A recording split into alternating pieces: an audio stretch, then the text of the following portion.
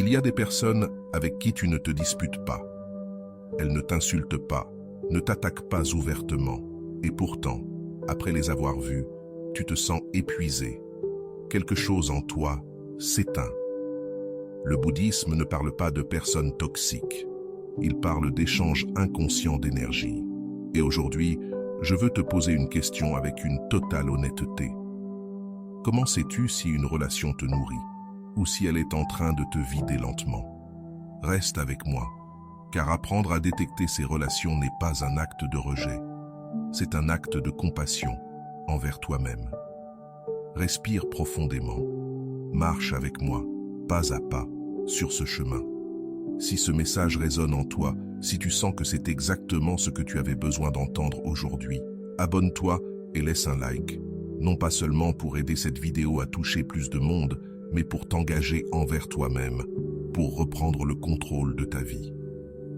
Commençons. Signe 1. Tu sors confus, pas apaisé. Tu sors de la relation plus confus qu'avant. Les relations saines ne te donnent pas toujours toutes les réponses, mais elles te laissent clair à l'intérieur. Il peut y avoir des différences, des silences, des moments difficiles, mais ton centre reste reconnaissable. À l'inverse, certains liens désorganisent quelque chose en toi. Tu quittes la rencontre et ton esprit ne se repose pas. Tu repasses ce que tu as dit, ce que tu n'as pas dit, ce que tu as peut-être mal fait. Tu commences à douter de ta perception, de ton intention, de ta valeur. Il n'y a pas eu de coup visible, mais quelque chose s'est tordu à l'intérieur. Tu te surprends à suranalyser des scènes simples, à chercher des explications que personne n'a demandées, à ressentir une culpabilité sans pouvoir en nommer la cause exacte. Et cela aussi est une information. Le bouddhisme ne mesure pas la santé d'une relation à son intensité, ni à sa durée, ni à combien tu veux qu'elle fonctionne. Il la mesure à la clarté qu'elle laisse. L'harmonie n'est pas toujours confortable, mais elle est transparente. La confusion constante, en revanche, n'est pas de la profondeur émotionnelle. C'est de l'usure. Quand un lien t'éloigne de ta propre lucidité, quand tu t'habitues à t'interpréter, à te corriger, à te défendre intérieurement, tu ne grandis pas. Tu t'adaptes au bruit. Cette vérité ne réconforte pas. Elle ne te dit pas quoi faire. Elle remet de l'ordre dans quelque chose d'essentiel. Si, après une relation, il devient difficile d'habiter ton espace intérieur avec simplicité, cette confusion n'est pas un hasard, c'est un signal. Et apprendre à l'écouter est le premier acte de respect envers toi-même.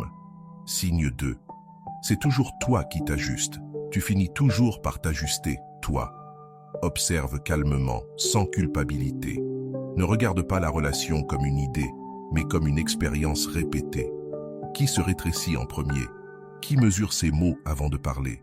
Qui sent qu'il doit trop expliquer pour ne pas être mal compris? Parfois, tu ne le vois pas sur le moment. Tu ne le comprends qu'après, quand tu réalises que c'est encore toi qui as cédé, encore toi qui t'es adapté, encore toi qui as avalé ta vérité pour que l'atmosphère ne se brise pas. Et cela devient une habitude.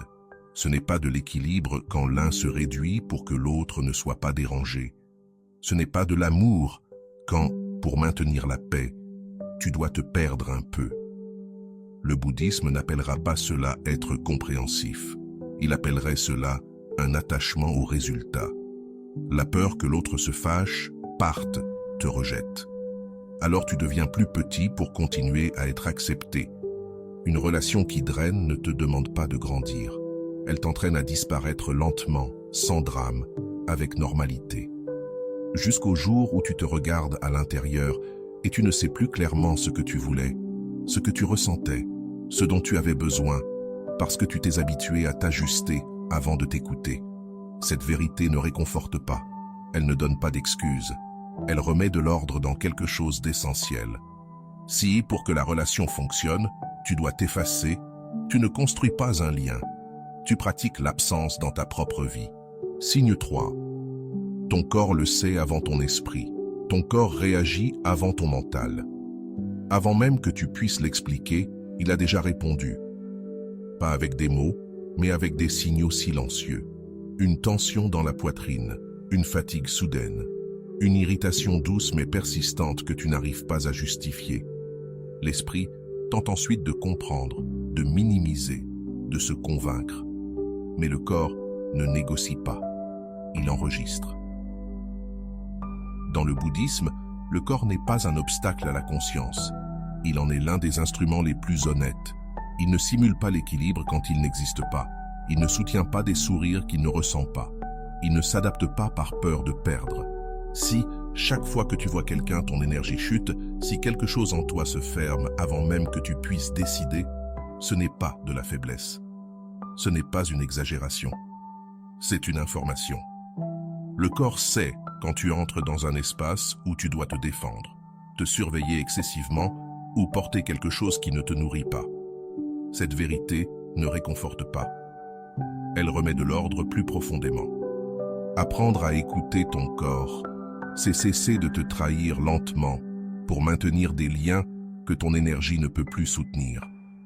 Parfois, le premier acte de sagesse n'est pas de mieux penser, mais de croire ton corps quand il t'avertit que quelque chose n'est pas en harmonie avec toi. Signe 4. Répétition sans croissance réelle. La relation tourne autour du problème, pas autour de la croissance. Le temps passe, mais rien ne mûrit.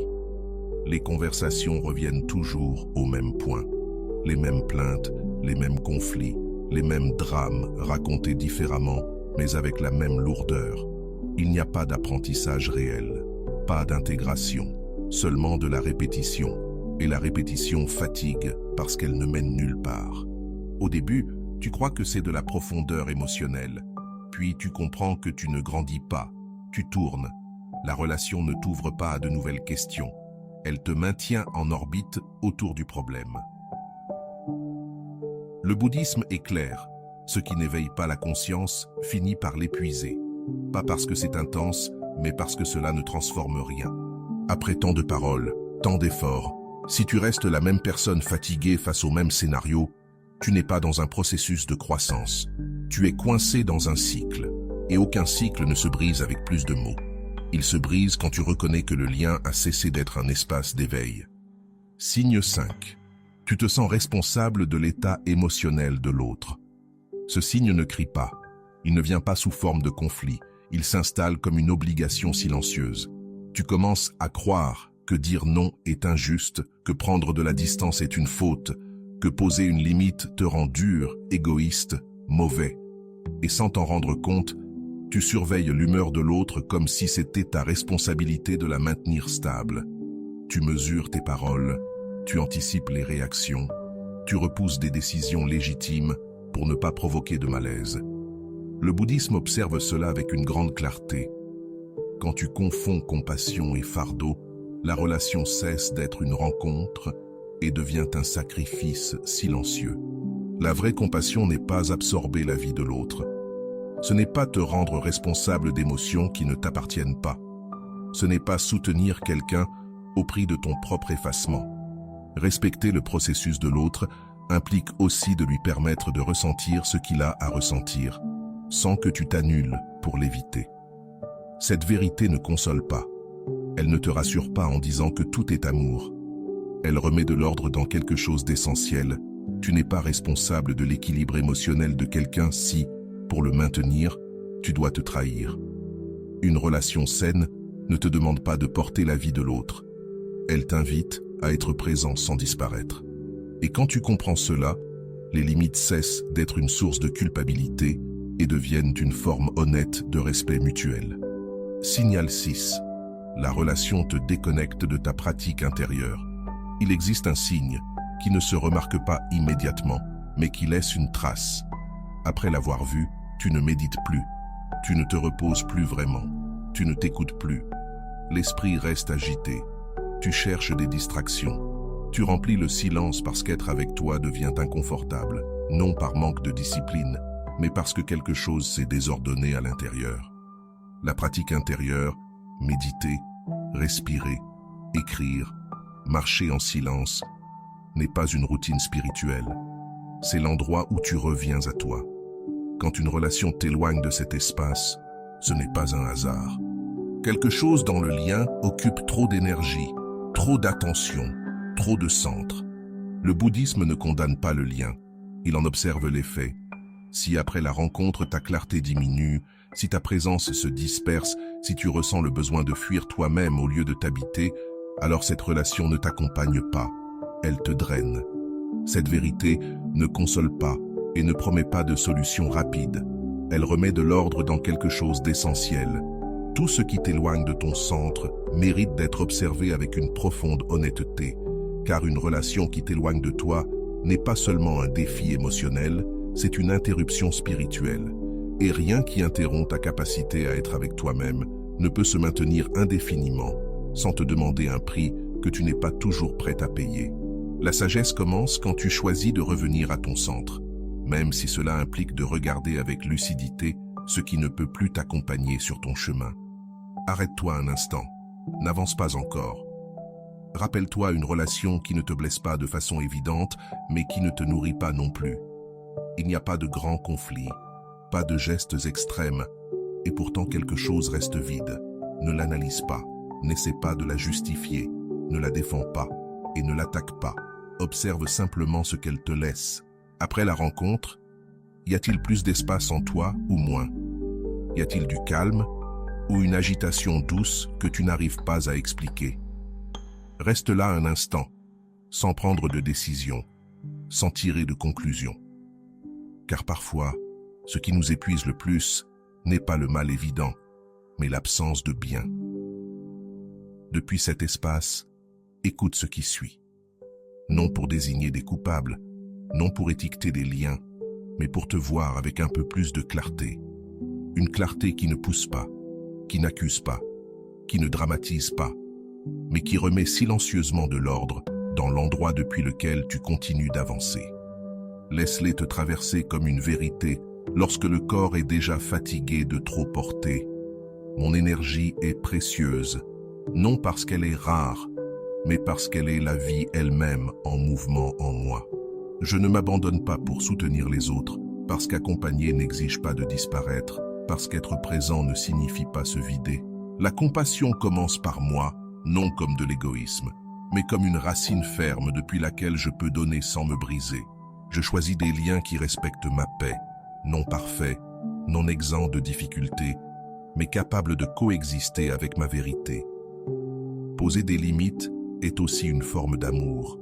Un amour qui ne crie pas, qui ne se justifie pas. Un amour qui protège l'espace où je continue d'être moi. Permets à ces mots de ne pas t'élever, mais de te ramener au centre, au corps, à cette sensation simple d'être avec toi, sans avoir à t'adapter pour le mériter. Cette vérité ne console pas avec des promesses, elle met de l'ordre à un niveau plus profond. Ta présence est un foyer, et tout le monde ne peut pas l'habiter s'il ne sait pas en prendre soin. Mini-pratique, le scanner énergétique. Avant de rencontrer quelqu'un d'important, arrête-toi quelques secondes, pas pour anticiper quoi que ce soit, simplement pour être présent. Ferme doucement les yeux. Ressens ton corps tel qu'il est maintenant, sans le corriger, sans l'interpréter, et demande-toi en silence, avec une honnêteté tranquille, comment est-ce que je me sens avant cette rencontre?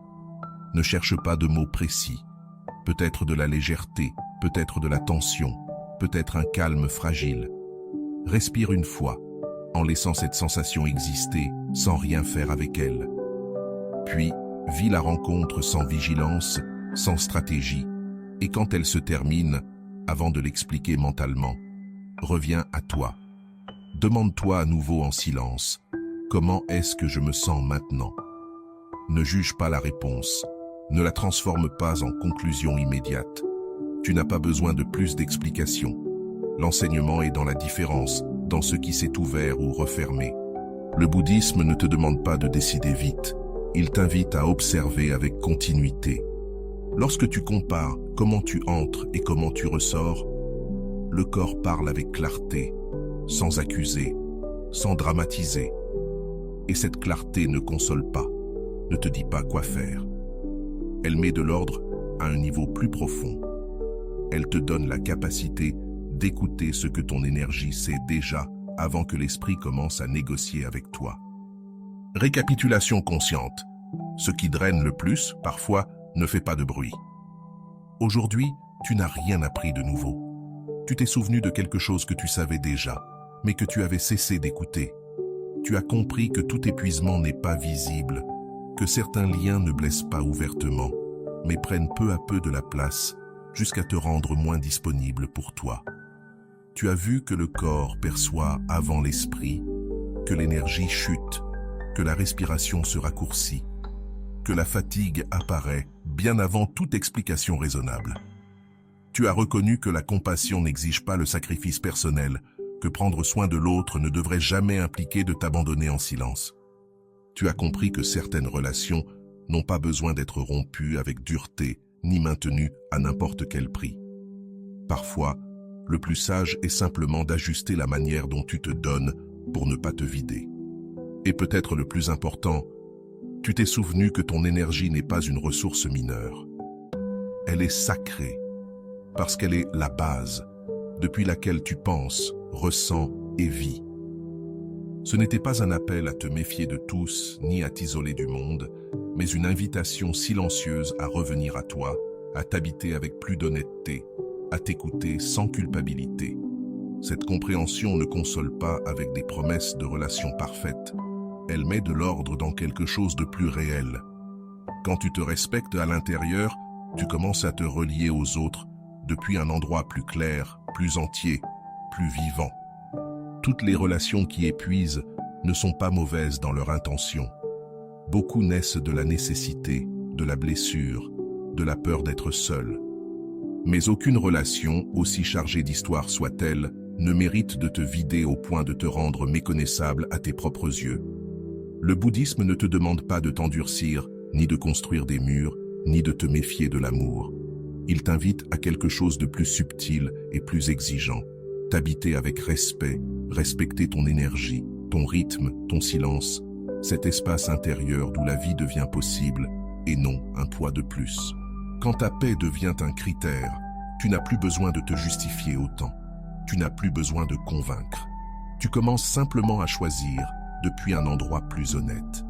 Peut-être qu'un signe a résonné plus que les autres, peut-être que quelque chose s'est ajusté sans mots. Il n'est pas nécessaire de le nommer maintenant. Parfois, voir clairement est déjà une transformation suffisante. Et si un jour tu ressens le désir tranquille de continuer à marcher sur ce chemin, non par obligation, non par promesse, mais parce que quelque chose en toi le reconnaît, cet espace reste ouvert. Sur le chemin du moine sage, nous ne coupons pas les liens dans la colère. Nous apprenons à prendre soin de notre énergie avec conscience, afin de pouvoir aimer sans nous perdre. Merci d'être ici. Que ta paix ne soit pas une récompense future, mais le sol ferme depuis lequel tu choisis qui approcher et qui non. Si tu es arrivé jusqu'ici, permets-moi de te remercier profondément pour ton temps et ton attention consacrée à cette vidéo. Avant de partir, abonne-toi à la chaîne si ce n'est pas encore fait. Je te laisse ici 2 vidéos qui pourraient t'intéresser. Prends soin de toi et à bientôt.